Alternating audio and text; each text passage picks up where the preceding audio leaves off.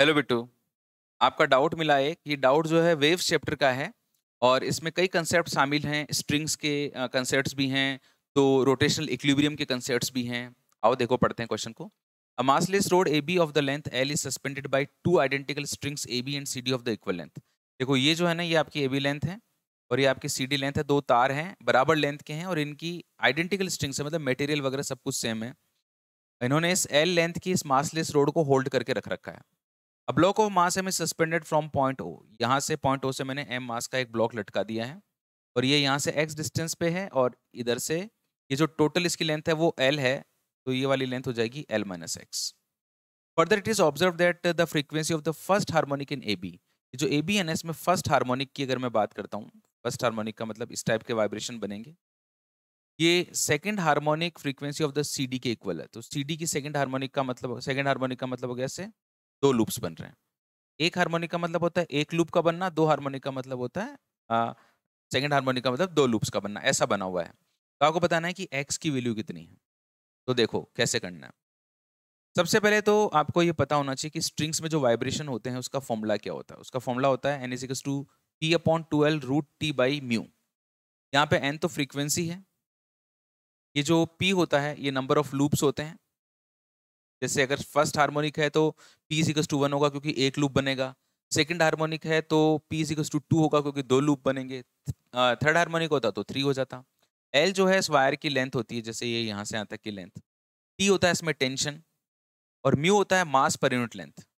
Mu क्या होता है? मास पर यूनिट लेंथ। ये बड़ा इंपॉर्टेंट फॉर्मूला है वैसे, है ना, एग्जाम्स में भी इसमें कई क्वेश्चंस आते हैं।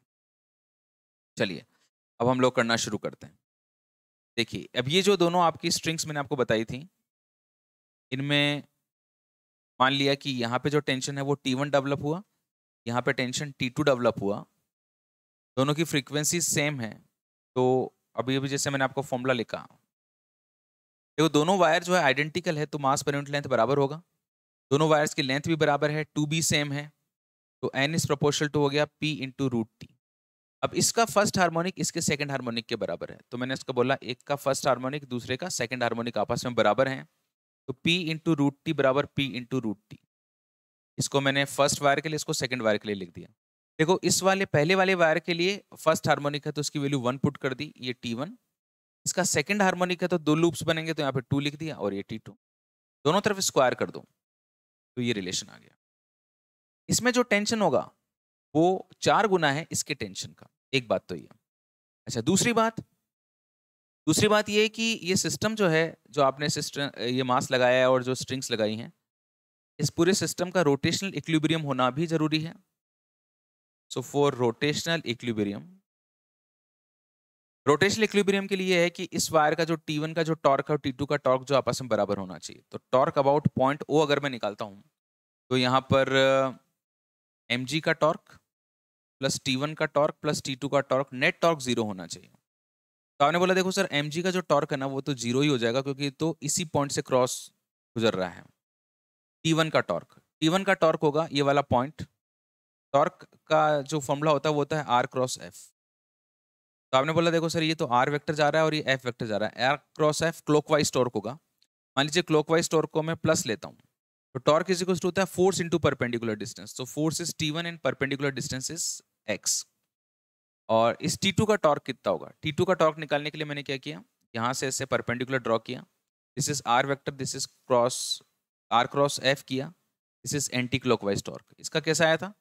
क्लॉकवाइज। इसका कैसा आया? Anti clockwise. तो पहले वाली डायरेक्शन को अगर प्लस माना था तो अब वाली माइनस हो जाएगी। फोर्स है T2 और जो परपेंडिकुलर डिस्टेंस है वो है L minus X is equal to 0 होना चाहिए।